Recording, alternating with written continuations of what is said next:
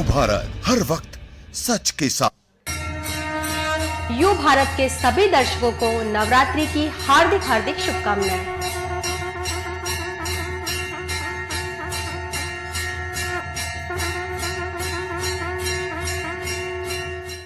नमस्कार, आप देख रहे हैं यू भारत और मैं हूं आपके साथ मनीषा पाटीदार। रुक करेंगे आज की हेडलाइंस की ओर। खंडवा की पहले चुनावी सभा में शिवराज ने कहा कि कांग्रेस को खत्म करने का बापू का सपना पूरा करेंगे राहुल गांधी।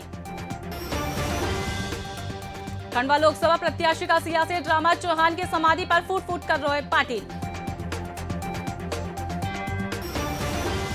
कांग्रेस का तंज बलात्कार की घटनाओं को रोकने में नाकाम सरकार, बीजेपी चला रही कन्या पूजा अभियान।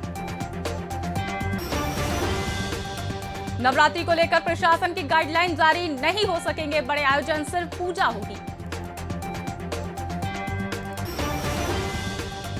ग्वालियर में लाखों रुपए के जेवरात बरामद, जीआरपीएफ की बड़ी कार्रवाई।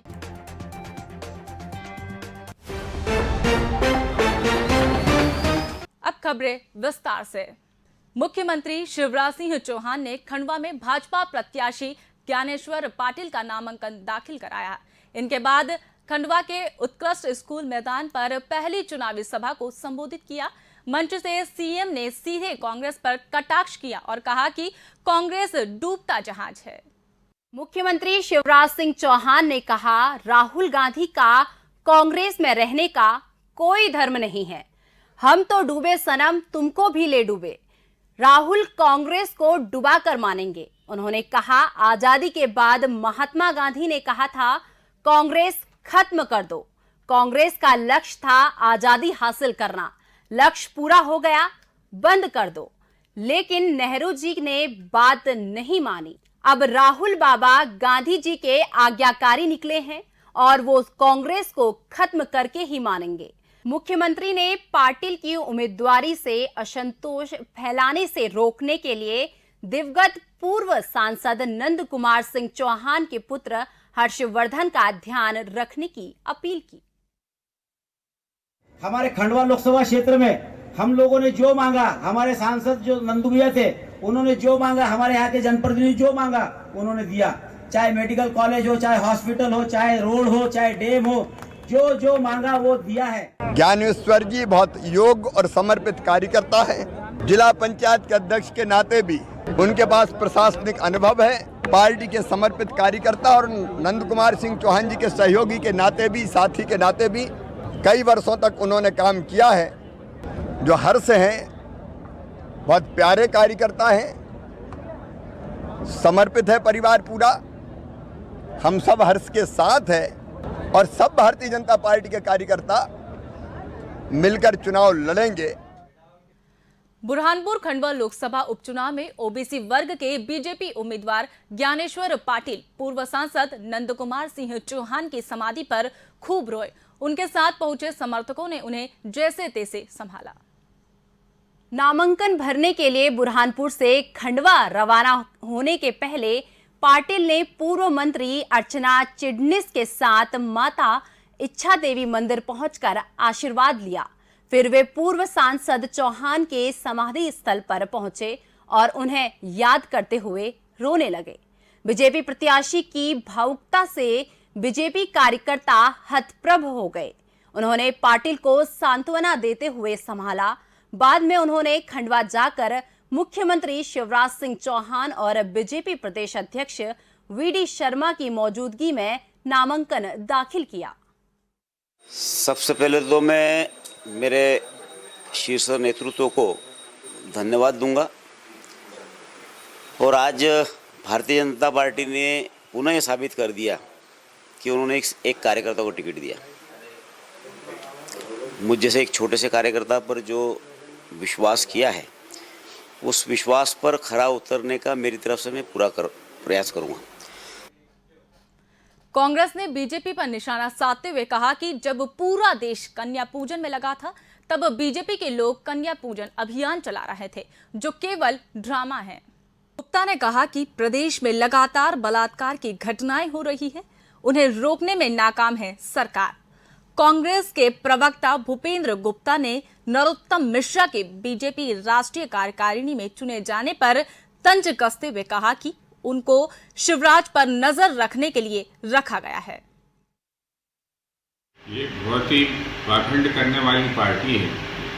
नवरात्रि के दिनों में पूरा देश कन्या पूजन करता है, पूरा समाज कन्या पूजन करता है, घर घर बच्चियों को भोजन कराया जाता है कि अब जो है चुनाव में कन्या पूजन किया जाए और पूरे साल भर जो है 1.5 साल से आपकी सरकार है बलात्कार में नंबर 1, बच्चियों के अपहरण में नंबर 1, और जब पूरा देश वैसे ही जो है नवदुर्गा में बच्चियों का पूजन करता है, उन्हें घर बुला के भोजन कराता है, उनके पांव पखारता है, तब ये केवल चुनावी क्षेत्रों में नौटंकी। भोपाल में जिला प्रशासन ने गृह मंत्री के निर्देशन के मुताबिक दुर्गा उत्सव की गाइडलाइन तय कर दी है। गाइडलाइन का उल्लंघन करने वालों पर कड़ी कार्रवाई की जाएगी। राजधानी में मां दुर्गा की उपासना के दौरान श्रद्धालुओं को इस बार काफी सतर्क रहना पड़ेगा। कोरोना के चलते सरकार ने गाइडलाइन जारी करके नवरात्रि मनाने के नियम तय कर दिए हैं। गाइडलाइन के मुताबिक इस दौरान शहर में किसी भी प्रकार की रैली और चल समारोह पर प्रतिबंध लगेगा। कहीं पर भी पीओपी की मूर्ति स्थापित नहीं होगी। ऐसा करने वालों पर कड़ी कार्यवाही के साथ प्रतिमा को जब्त कर लिया जाएगा। दुर्गा पंडाल का आकार 30 बाय 45 फीट से ज्यादा नहीं होगा। दुर्गा पंडालों में सिर्फ पूजा अर्चना करने की अनुमति है, लेकिन किसी भी तरह के अन्य कार्यक्रमों पर रोक लगी है। इसी के साथ पंडाल में श्रद्धालुओं से आयोजकों को सोशल डिस्टेंसिंग का पालन कराना होगा। बुरहानपुर जिले के ज्योति नगर कॉलोनी के लोग पिछले 30 सालों से सड़क, नाले जैसी बुनियादी सुविधाओं से तरस रहे हैं। हर बार चुनाव आते ही नेता लोग नए नए वादे कर लोगों को लुभाते हैं, लेकिन जीतने के बाद लौटकर नहीं आते हैं। इससे त्रस्त रहवासियों ने मूलभूत सुविधाएं नहीं मिलने पर खंडवा लोकसभा सीट के उपचुनाव में मतदान का बहिष्कार करने का भी ऐलान किया है। बुरहानपुर जिले के उपनगर लालबाग रोड स्थित डेंटल कॉलेज के पीछे 30 वर्ष पुरानी ज्योति नगर कॉलोनी है। यहाँ सड़क और ड्रेनेज नहीं होने से जगह जगह बारिश का पानी जमा हो जाता है। इससे न केवल मच्छर पनप रहे हैं, बल्कि डेंगू का खतरा भी मंडराने लगा है। अब कॉलोनी के लोगों ने यह समस्या नहीं सुलझाने पर लोकसभा उपचुनाव का बहिष्कार करने का फैसला किया है। इसके चलते उन्होंने पोस्टर और बैनर चस्पा कर विरोध जताना शुरू कर दिया है। वे मांग पूरी कराने के साथ चक्का जाम आंदोलन पर भी विचार कर रहे हैं।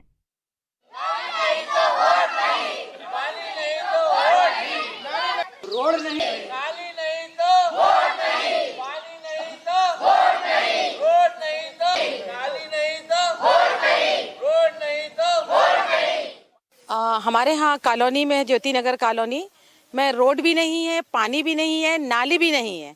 और रोड, नाली, पानी नहीं तो वोट नहीं। हम सब कॉलोनी वासियों ने ऐसा मिलके जो है बहिष्कार किया है और निर्णय लिया हुआ है कि जब तक ये स्वच्छ अभियान, स्वच्छ भारत के अंतर्गत जो मूलभूत सुविधाएं हैं वो दी जाए हम लोगों को, जो हम लोग बहुत परेशान है इससे। इसलिए हम लोग जब रोड, नाली, पानी नहीं होगा तो हम लोग ने इसका बहिष्कार किया वोट देने का। रोड बनाया जाए, नाली बनाई जाए, पानी की सुविधा दी जाए, सफाई की सुविधा की जाए। पिछले 35 वर्ष से ये कॉलोनी वासी इस सुविधा से वंचित है। कृपया इस ओर बहुत तुरंत ध्यान दिया जाए। और क्या करेंगे आप? नहीं हुआ तो हम बहिष्कार करेंगे। हम बिल्कुल हर तरीके से ये बहिष्कार करेंगे और इसका समाधान निकलना चाहिए। वक्त तो चला एक छोटे से ब्रेक का, मिलते हैं ब्रेक के बाद।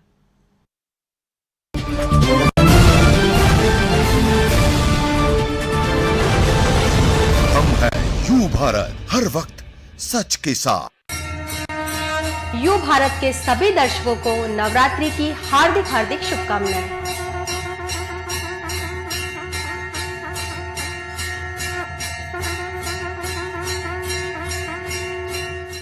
सनसनी नहीं, सिर्फ सरोकार, विश्वसनीयता के साथ सटीक खबरें, हर मुद्दे की पड़ताल, हर मुद्दे पर नजर, चप्पे चप्पे की खबर, सरकार से करेंगे सवाल, बनेंगे जनता की आवाज हम हैं यू भारत, हर वक्त सच के साथ। यू भारत चैनल को मध्य प्रदेश यूथ कांग्रेस की तरफ से बहुत सारी बधाइयाँ, क्योंकि पत्रकारिता देश का बहुत महत्वपूर्ण स्तंभ है आज़ादी के समय से लेके आज तक। और पत्रकारिता का ये दायित्व बनता है कि वह मध्य प्रदेश के और देश के सही मुद्दों को उठाए। चूंकि यह चैनल मध्य प्रदेश और छत्तीसगढ़ में लॉन्च हुआ है, तो मेरी बहुत शुभकामनाएं युवा कांग्रेस के साथियों के द्वारा। और मेरा निवेदन भी है कि आप सच को दिखाने का कार्य करेंगे। और यू भारत को हम युवा साथी पुनः बधाई देते हैं। पिंकी मुदगल, प्रदेश उपाध्यक्ष, मध्य प्रदेश युवा कांग्रेस। हम हैं यू भारत, हर वक्त सच के साथ।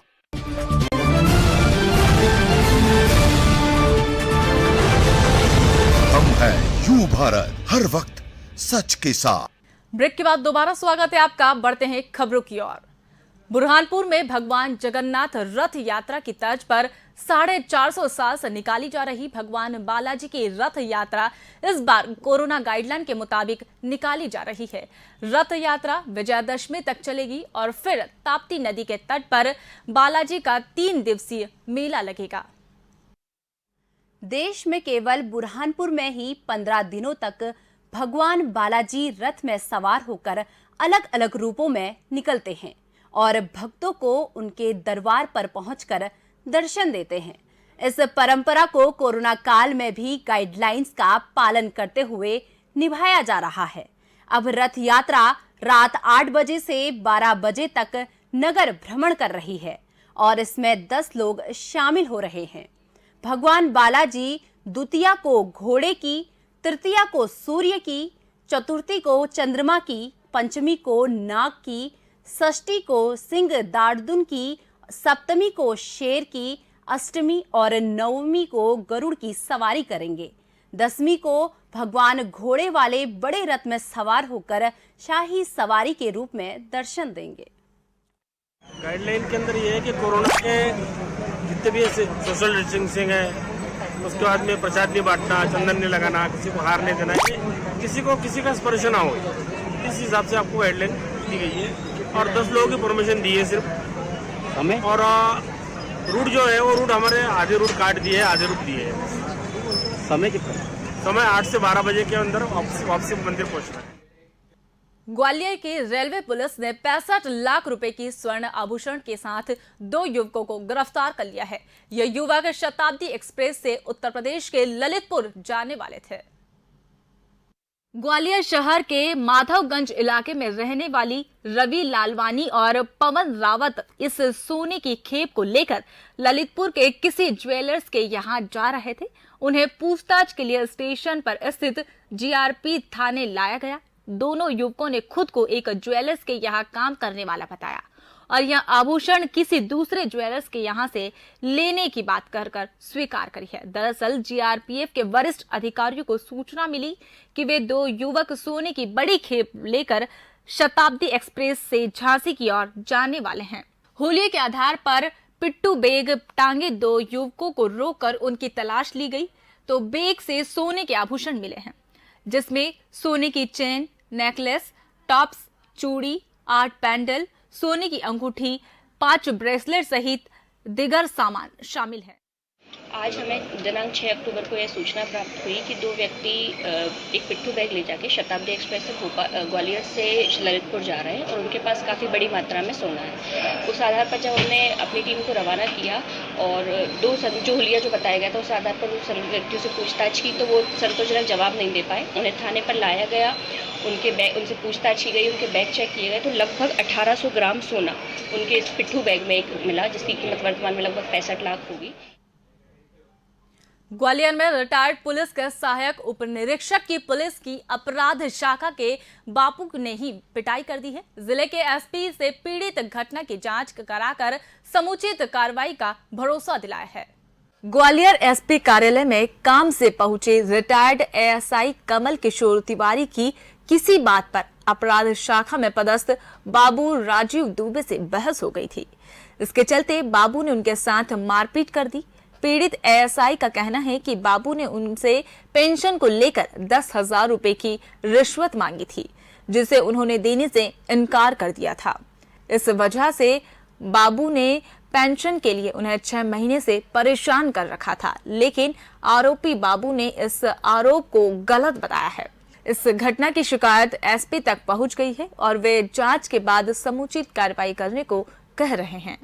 साहब से मिला था, साहब कह रहे थे कि दरखास्त आवेदन दे दो, फिर निकले फिर मारा आपको। अच्छा, 2 बार मारा। तो मोटरसाइकिल स्टैंड के पास एक सेवानिवृत्त प्रधानारक्षक है कौशल किशोर तिवारी, जो वहाँ 2-3 लोगों के साथ खड़े होकर और जोर जोर से अभद्र भाषा में गाली गलौज, माँ बहन की गालियाँ ऑफिस स्टाफ के लिए बक रहे थे। मेरे निकलते ही वो मुझे देख के कहने लगा, बोले एक ये भी आ गया, ये फलाना वाला है, मुझे माँ की गाली दी। तो मैं रुक के उससे निवेदन करके मैंने पूछा कि भाई तिवारी जी, मुझे गाली क्यों दे रहा है, मेरा आपसे क्या लेना देना है। टीकमगढ़ में नवरात्रि में दीपक से लगी आग से पति पत्नी सहित 10 वर्षीय बच्चा भी जलकर खाक हो गया है। घर में रखे 3 वाहन भी जल आग की चपेट में आ गए हैं। तीनों घायलों को अस्पताल में भर्ती कराने के साथ पुलिस मामले की जांच में जुटी है। मामला गुरुवार की रात का है। नगर के चकरा तिंगेला मोहल्ले में रहने वाले टिंकू बिलगेया के घर में दीपक से आग लग गई। आग की लपटों ने घर के तीनों सदस्यों को चपेट में ले लिया, जिससे वे पूरी तरह झुलस गए। आग से घर में रखी कार और 2 मोटरसाइकिल भी जलकर खाक हो गई। मामले की सूचना पाकर पहुंची पुलिस ने घायलों को जिला अस्पताल भिजवाया, जहां से पति पत्नी को झांसी मेडिकल कॉलेज रेफर कर दिया गया, जबकि 10 वर्षीय बच्चे का जिला अस्पताल में इलाज चल रहा है। पुलिस मामले की जांच में जुटी है। अभी ऐसी सूचना प्राप्त हुई थी कि बिलगैया परिवार के घर पर आग लग गई है, जिसमें कुछ घायल हो गए हैं, जिन्हें हॉस्पिटल लाकर चेक किया गया है। जो परिवार में 3 लोग घायल हुए हैं, अल्पना, प्रमोद बिलगैया और उनका बेटा स्पर्श बिलगैया। अभी घायलों को डॉक्टर साहब ने रेफर कर दिया है ग्वालियर, और आग लगने का कारण अभी जांच से स्पष्ट होगा। जो भी तथ्य सामने आएंगे जांच की जाएगी। आकस्मिक रूप से जलकर अभी एक ही परिवार के 3 लोग आए हैं, जिनमें महिला का नाम श्रीमती अल्पना है, जिनकी उम्र लगभग 40 साल के आसपास है, जिनका भी वस्त्र एवं शरीर जल गया है और आकलन के अनुसार लगभग 45 से 60% के बीच में जली हुई है। मध्य प्रदेश की राजधानी भोपाल में बदमाशों का आतंक बढ़ता ही जा रहा है। आए दिन वारदातें होती ही रहती है, लेकिन पुलिस की एक हवलदार की बहादुरी की वजह से गुरुवार को एक बड़े हादसा होते हुए बच गया। भोपाल के पंचशील नगर में मद्रासी कॉलोनी के पास बीती रात कुछ लोग झगड़ा कर रहे थे। उनके हाथ में छुरी, चाकू और पिस्टल थी। तभी टीटी नगर पुलिस थाना के हवलदार मनोज सिंह गश्त पर वहां पहुंच गए और बदमाशों से भिड़ गए।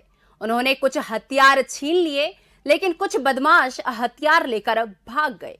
सिंह की सूचना पर थाना प्रभारी ने पुलिस बल के साथ पहुंचकर स्थिति संभाली और घायलों को तत्काल अस्पताल भेजा। पुलिस ने दोनों पक्षों की ओर से शिकायत दर्ज करके दोनों आरोपियों को गिरफ्तार कर लिया है। हाँ, ये कल रात की घटना है, जब प्रधान आरक्षक मनोज सिंह अपनी गश्त पर था। उस दौरान उसने देखा कि पंचशील नगर मद्रासी कॉलोनी के पास कुछ लोग जमा हैं और झगड़ा चल रहा है उनमें। तो उसने जाकर बीच बचाव किया और घटना की गंभीरता देखते हुए उसने तत्काल थाना प्रभारी को और थाना के स्टाफ को वहाँ पर बुलाया। उस समय उसने पाया कि कुछ लोग आपस में छुरीबाजी कर रहे थे और कुछ एक बदमाश जो है वो कुछ अवैध हथियार, पिस्टल जैसा कुछ निकाले हुए था। इस बुलेटिन में फिलहाल इतना ही। देश दुनिया की तमाम अपडेट्स के लिए देखते रहिए यू भारत। नमस्कार। यू भारत के सभी दर्शकों को नवरात्रि की हार्दिक हार्दिक शुभकामनाएं।